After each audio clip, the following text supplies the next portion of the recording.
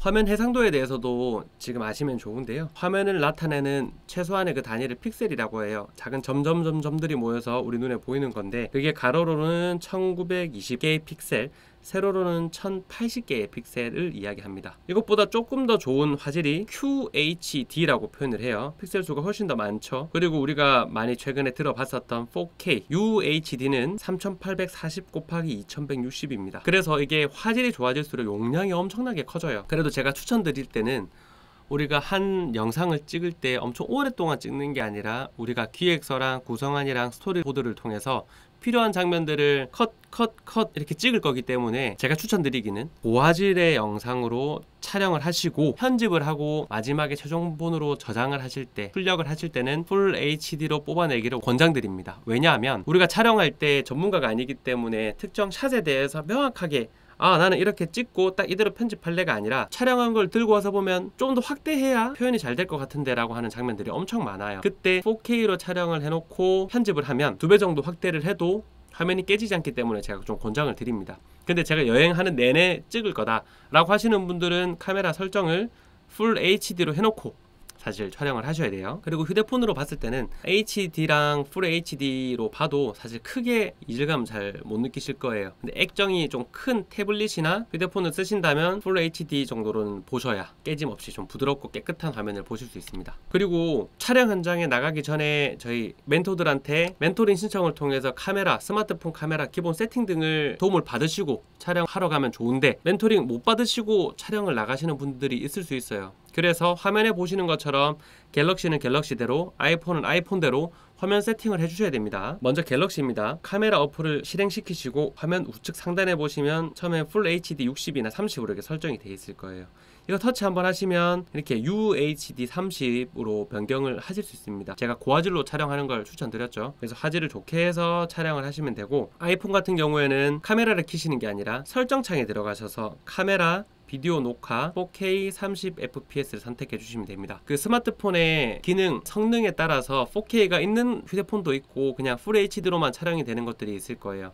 그러면 촬영하실 수 있는 범위 내에서 촬영 세팅을 해주시면 되겠습니다. 자, 그리고 우리가 촬영을 할 때 지금 이 수평이 맞는지, 이 수직이 맞는지를 육안으로 확인하면서 촬영을 하기가 어려워요. 그래서 우리가 보조 격자라고 합니다. 그 격자를 표시를 할 수 있는, 세팅을 할 수 있는데, 갤럭시에서는 카메라에 들어가셔가지고 여기 좌측 상단에 있는 톱니바퀴를 누르십니다.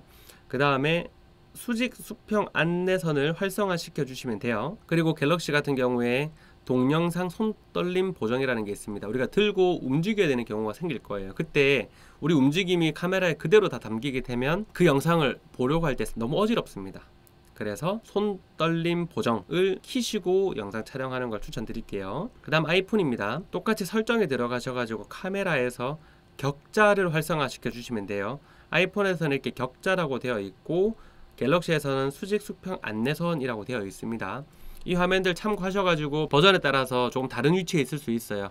그래서 이거 한번 확인하셔가지고 세팅하시고 촬영하시길 권장드립니다. 자, 격자를 키시면 여기 화면에 보이시는 것처럼 이렇게 가로선 2개, 세로선 2개, 오른쪽에 더 잘 보이네요. 가로선 2개, 세로선 2개가 나타나게 되는데요. 이때 우리가 야외에서 풀샷, 롱샷 이렇게 배경을 나타내는 걸 찍고 싶으실 때는 제가 빨간 줄 꺼놓은 것처럼 지평선이나 뭐 수평선, 이제 이런 것들, 뭐 건물의 하단을 가로선에 맞춰 놓고 촬영을 하시면 상당히 안정감 있는 영상을 찍을 수 있습니다. 이거 사진에도 마찬가지예요. 그 다음에 우리가 영상을 찍을 때 이 격자들이 겹치는 이 십자가 되는 부분 있죠. 이 네 군데 중에 한 군데에다가 제가 찍고 싶은 피사체를 두고 찍게 되면 자연스럽게 시선이 집중이 됩니다. 우리 시선은 책을 읽을 때처럼 좌측 상단, 우측 상단, 좌측 하단, 우측 하단으로 시선 처리되는 게 가장 편하기 때문에 우리가 피사체를 찍을 때 좌측 상단이나 우측 상단에 놓고 사실 찍는 경우가 많아요. 예를 들어서 뉴스 앵커 분들이나 이런 분들은 이제 이렇게 좌측 상단이나 우측 상단에 이렇게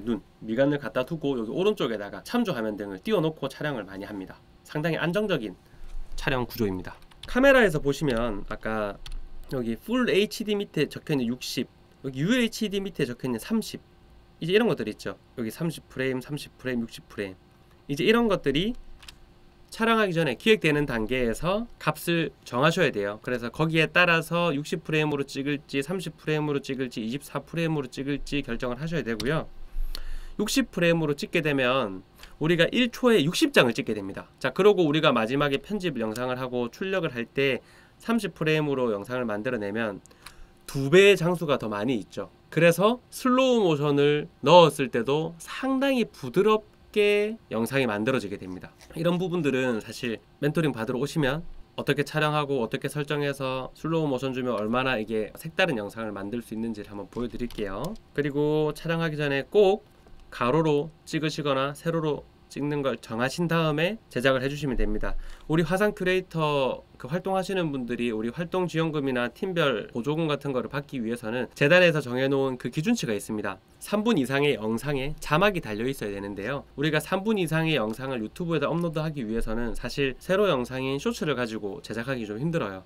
그래서 웬만하면 가로로 영상을 제작하는 것을 추천드립니다.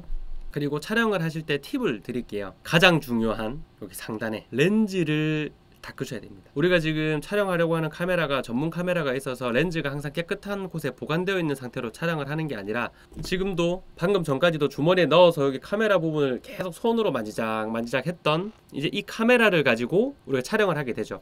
그럼 이 지문이 그대로 카메라에 묻어 나오면서 흐릿하게 촬영이 됩니다. 나중에 편집하려고 보면 뿌예요, 화면이. 그래서 꼭 촬영 전에 면티나 이런 천등을 가지고 렌즈를 깨끗하게 닦은 다음에 카메라 어플리케이션 키셔가지고 촬영을 하셔야 돼요. 그 다음에는 이 한 5가지 정도에 따라 가지고 촬영을 하면 크게 불편하지 않다 생각하실 수 있을 정도로 촬영을 하실 수 있습니다. 첫 번째는 두 손으로 스마트폰 잡는 거예요. 대부분 촬영해주세요 하면 이렇게 한 손으로 딱 잡고 촬영을 많이들 하세요.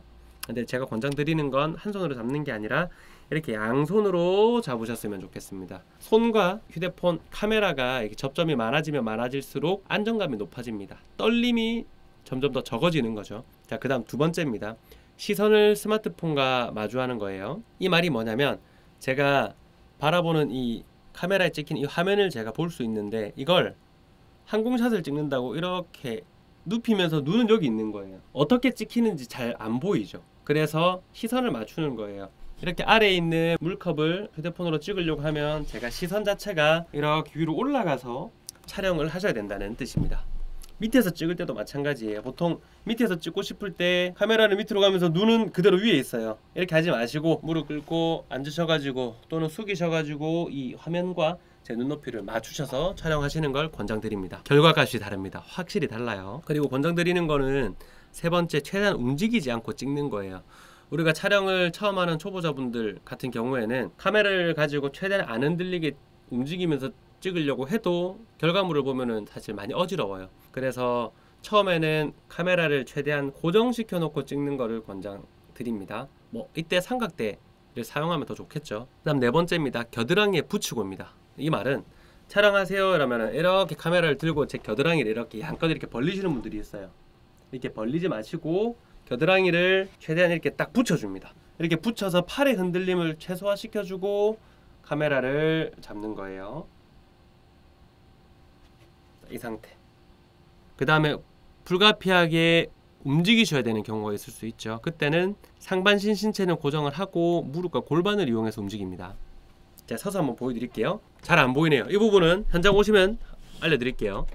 사실 만나 뵙고 싶어가지고 핑계거리를 만들어 놓는 중입니다. 사실 움직이는 것보다 카메라를 고정시켜 놨을 때 초보자분들은 훨씬 더 퀄리티 좋은 영상을 만들 수 있기 때문에 삼각대를 사용하시는 것을 권장을 드립니다. 그리고 갤럭시에 보면 슈퍼 스테디 모드라고 있어요. 근데 이게 뭐 달리거나 크게 움직임이 있을 때 찍으면 분명히 움직임은 많이 잡아주지만 화질이 엄청 나빠집니다. 그래서 저는 이건 권장드리지 않아요. 그리고 스마트폰 짐벌이라고 있습니다. 이 스마트폰을 삼각대처럼 이렇게 고정해서 잡아주는데 얘가 제가 이렇게 움직임을 똑같이 얘가 다 받아들이는 게 아니라 이걸 어느 정도 완충시켜주는 친구가 있어요. 그리고 오른쪽으로 움직일 때 왼쪽으로 움직일 때 이렇게 사람의 손으로 하는 게 아니라 이 기계가 모터를 이용해서 움직이기 때문에 상당히 부드럽게 오른쪽 왼쪽 위로 아래로 움직일 수 있는 장비가 있습니다. 그게 스마트폰 짐벌이고요. 없으신 분들은 팀별 단톡방이나 전체에 있는 단톡방에다가 요청해 주세요. 저희가 가지고 있는 장비들 무상으로 렌트를 해드리도록 할게요.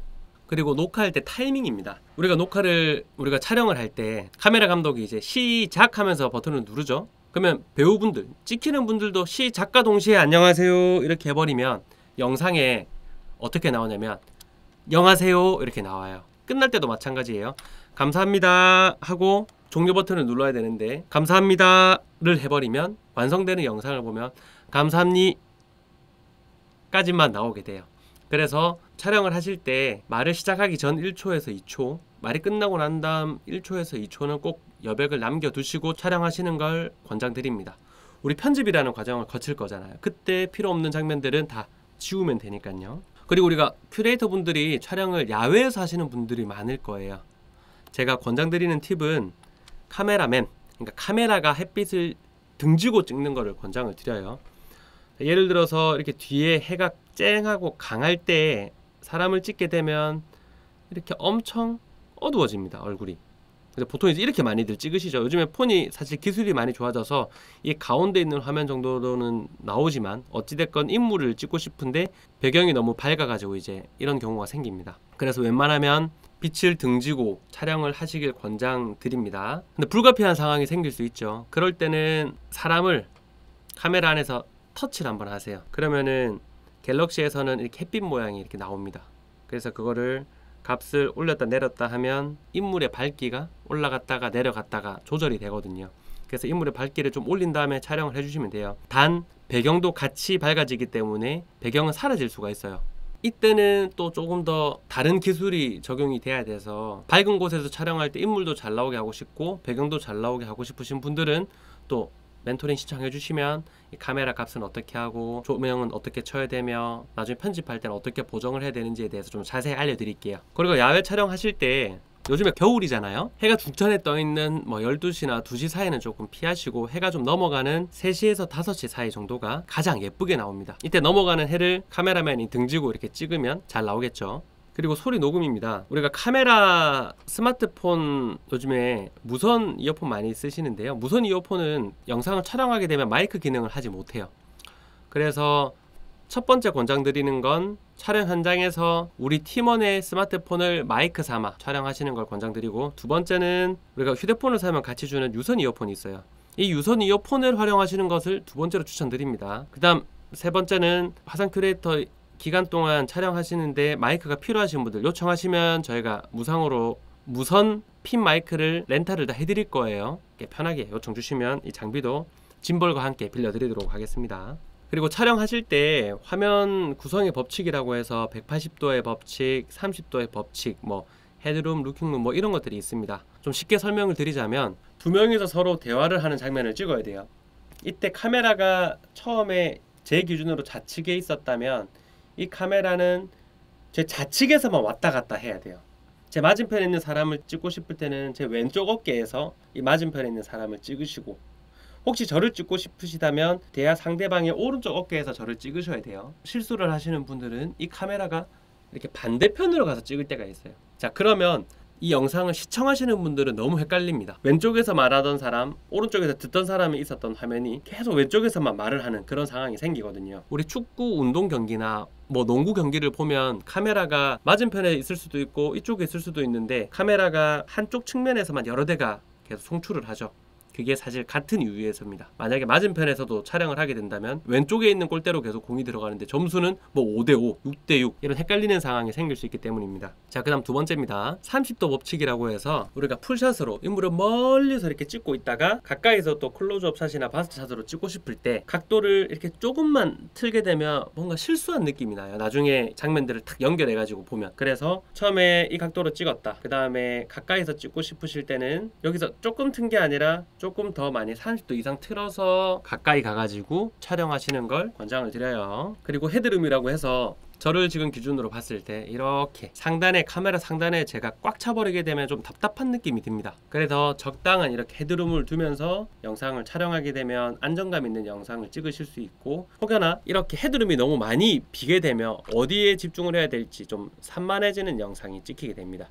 그래서 제가 알려드렸던 그 격자에 뭐 우측 상단이나 이렇게 좌측 상단에다가 인물의 미간이나 얼굴의 중심, 피사체의 중심을 두고 촬영하시면 상당히 안정적으로 촬영을 하실 수 있습니다. 자, 그 다음은 루킹룸이라고 해서요, 제가 뭐 인터뷰 영상이나 뭔가 설명하는 영상을 찍는다고 할 때 저는 지금 정면을 쳐다보고 있지만 제가 옆에 PD가 또는 듣는 사람이 있다고 예를 들게요. 제가 여기 서가지고 선생님 안녕하세요, 오늘 컨디션은 어떠셨어요? 이렇게 물어볼 수 있어요. 제 앞에 이렇게 루킹룸이라고 해서 이 공백의 공간이 많이 있기 때문에 제 시선 그리고 시청자분들이 보는 그 시선이 상당히 안정적입니다. 근데 제가 여기까지 와가지고 물어보는 거예요. 안녕하세요, 오늘 하루 잘 지내셨어요? 라고 할 때 제 앞에 이 공간이 없죠. 상당히 답답해 보입니다. 자, 그래서 우리가 이번 화상 큐레이터 활동하시는 동안 옆을 보고 이야기한다고 할 때 그 부분에 좀 공간을 많이 두시고 촬영하면 상당히 안정적이어 보이고, 여기 앞에 자료 화면 같은 거 띄우거나 포인트 자막 띄우면 영상미도 상당히 좋아지기 때문에 그렇게 촬영하시는 걸 권장드려요. 스토리보드를 작성할 때 필요한 씬과 샷, 컷에 대한 개념도 설명을 드렸고, 촬영할 때 필요한 사전 지식들에 대해서도 오늘 설명드리는 시간을 가졌습니다. 모르시는 거는 언제든지 편하게 연락 주셔가지고 현장 멘토링을 통해서 촬영의 실력은 점점 더 키우시면 되고요. 영상으로는 사실 촬영 교육에 한계가 있기 때문에 이렇게 개념적인 것들에 대한 이론들만 설명을 드리는 걸로 마치고, 이 다음 시간부터는 편집에 대해서 자세하게 실제로 프로그램을 사용하는 모습을 보여주면서 강의를 계속해 나가보도록 하겠습니다. 오늘 수업 들으시느라 고생하셨습니다. 감사합니다.